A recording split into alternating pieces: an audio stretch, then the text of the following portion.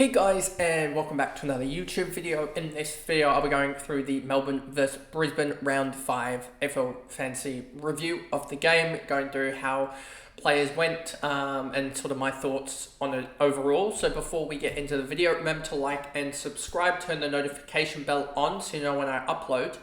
And yeah, let's just get to that 500 subscriber by the buys. We're tracking really, really well, I believe. At the moment, currently, as the time of recording, we're at 452, and we've been growing really well. So let's try and get that to the 500 mark.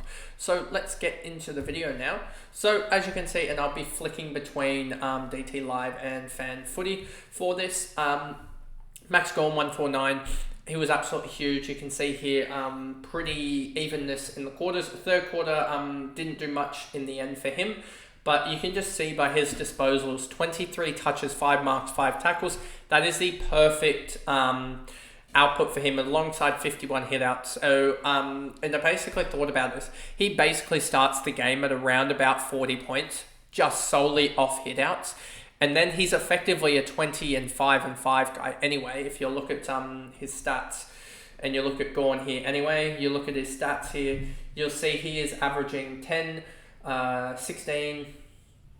So that's 10 plus 18 plus 5, so 23, 33. Divide that by 6 and you get 5 and a bit. And then tackles wise 5, 11, 16. 21, 24. So he's averaging 5 marks and 4 tackles a game as well. So that is in itself. And then he's also averaging, 21, 26, 36, 42. So 7 handballs and 23, 37, 49, 57, 63, 73, divide that by 6. So he's averaging 12, 7, 5, and 4, plus 40. So 12 would be, 12 kicks is 36, 7 handballs, that's already 50 disposal points, plus 40 in hit out. So he's already at 90.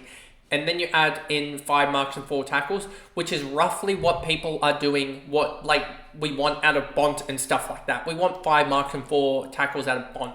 So it is the manner in which he's doing that. Obviously, his free kicks are going to be a little bit annoying.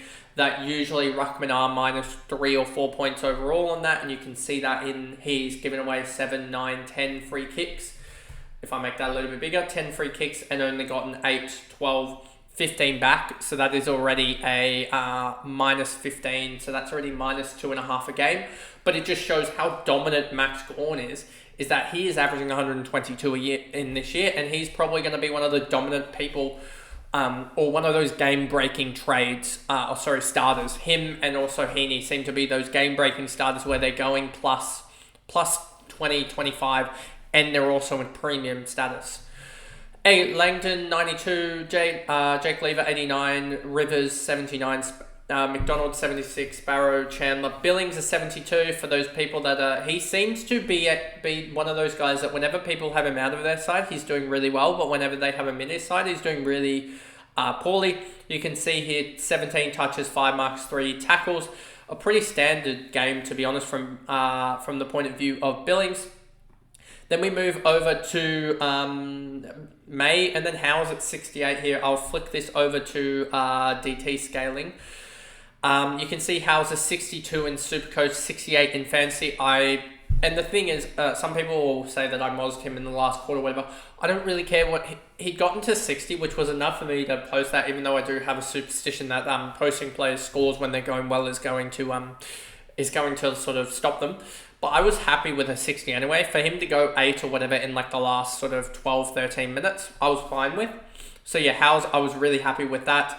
15 touches, 7 marks, 2 tackles, goes into the bye now, probably looking at roughly 406k with a 40 break even. And yeah, he could be used next week, after his bye week to potentially go and make trades or whatever. But we'll have to wait and see what I can actually do with that.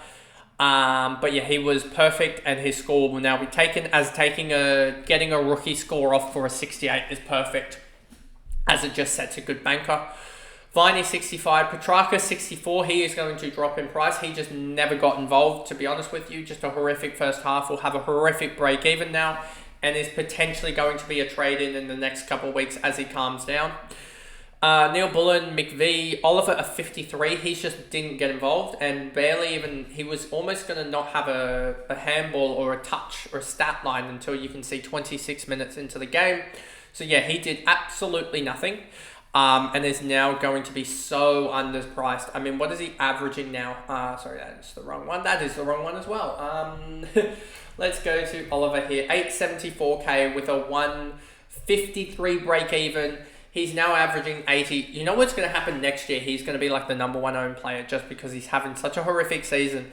And he's had such a horrific season for so long now that if he can have a full preseason, he's going to be absolutely huge next year because he's done enough damage to his scoring with 1, 2, 3, 4 bad games and 1 average game and 1 good game in a 114. So yeah, he's going to be so good to have next year.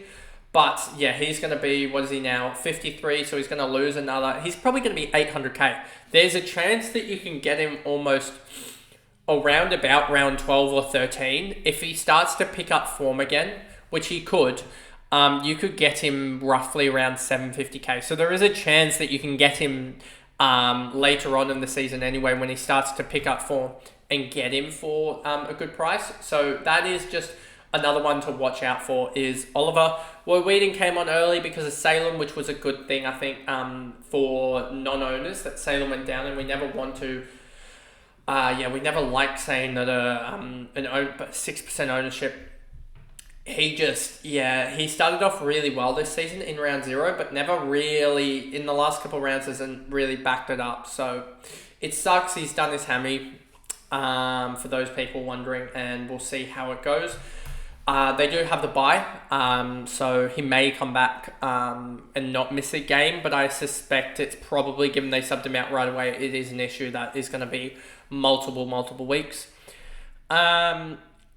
And no one else he really... Tholstrup, I thought, did all right, but gave away, a couple free kicks. I want to say 1, 2... I thought he gave away like 3 or 4 free kicks in the end, but doesn't look like it.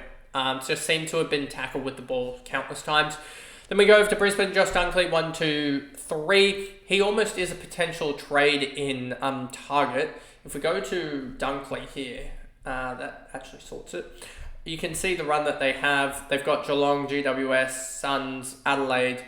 But then he has this round 12 bye, which is so annoying because we have too many guys on the round 12. So you cannot really be picking him, even though I feel like he's going to be game changing. So it may be a fact of we look at trying to offload potentially a Zach Fisher or something to him if Zach Fisher doesn't pick it up, but we'll wait and see on him, as Zach Fisher is sort of just middling at sort of an 80 average and is not really doing damage, but not really taking for owners, not really taking away from us.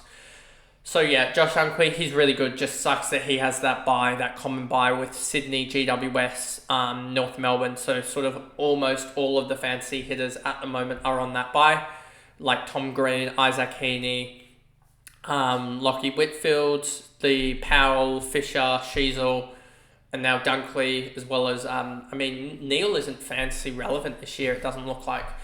Berry, 120, he did really well, but I wouldn't be picking him. This is just an outlier game. Zorko, this one's an interesting one with Zorko. He seems to be really, really good in that role. I'm just worried that if the likes of a McKenna comes back, how is that role going to change? And he also is a injury risk. So it's almost like I know he's going to do well, but there's too many factors here for me to actually select Zorko at the moment. And when that factors sort of mitigate themselves in about 3 or 4 weeks, if he's like 900k, it sucks that we potentially, like, he's going to go up another 20k. I may have to pick him up at 910, 920k. But if he survives till around probably almost post, he's going to be the guy that I think we all pick up post the bye in round 12. He's going to be that guy that we pick up as him and Dunkley and stuff like that. You'll have through their buys. Less of an injury worry, given that you're probably 2 or 3 upgrades away from being done. So yeah, that's my thoughts on him. Cameron, Bailey, McCluggage, Rayner, Lester, Ainsworth, Andrews, Neil, Danaher, Fletcher, I thought started really well, but faded late. Even though it doesn't look like it, we can see nothing really much in the last quarter after about 10 minutes. So yeah, probably was a 90 on the cards if he done well there. McInerney, Wilmot, Gallagher, not Gallagher, Gardner, Payne, Lohman, he's done really, really well. Nothing in the last quarter. So a potential, no, he's probably going to be too expensive, to be honest. We'll wait and see on his break-even. It's probably going to be like a -10 break-even, but he's going to be 300k, so it's going to be quite annoying with him. But I could see a world in which I just grab him up because he seems like a guy, and if you look at Brisbane's run, and he's a rookie, so we're going to be getting out of him at the buys anyway. He could be a guy that goes and scores 60 consistently, and like a way of me getting out of a likes of a Campbell or something like that, or a Lazaro, etc. Starcevic, McCarthy, Hitwood, Archie, and then Tunstall. I don't think he even came on. So he came on for 28 seconds. So yeah, or something like that. I don't know. But yeah, that pretty much is the recap there of the Melbourne versus Brisbane game, in which Brisbane shocked us all and getting the job done, mainly on the back of their ball winners and just dominating in the. I believe they dominated the uncontested marks, sort of 130 marks to 89, and won the tackle count by 29. Lost the hit-outs by 31, but that doesn't really matter too much. And yeah, so they just dominated in general over the likes of Melbourne. And so yeah, that is the video. And I'll see you guys in the next recap, which will be the Friday night game between Western Bulldogs and Essendon. I'll see you guys in that video. Bye, guys.